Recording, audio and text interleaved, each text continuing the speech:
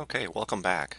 What we want to talk about now is pinging, and that is whenever you create a blog post, WordPress notifies some pinging services, they call them update services, that you have new content. And then those services come out and they take a look at your content, they bring it back in, they index it, they rank it.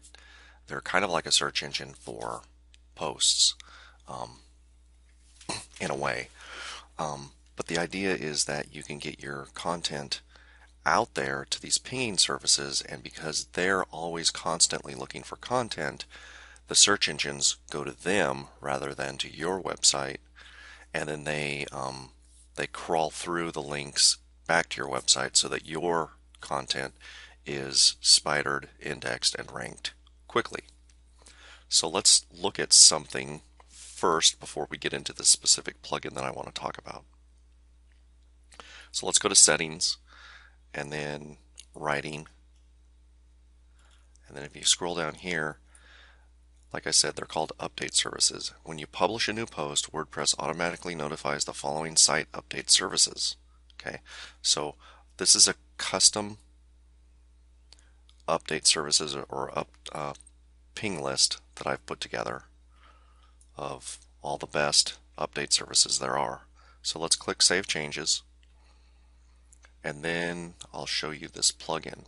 The reason this plugin is very important is if you're like me, whenever you create a post, it's never perfect. So you go in and change it 5 minutes later, and then 2 minutes later you see something that you want to fix, and then 3 minutes later you see something you want to change, or you misspelled something, or your grammar was poor, or whatever. You want to change the title. Doesn't matter. Every time you edit those posts like that, you're pinging these update services again.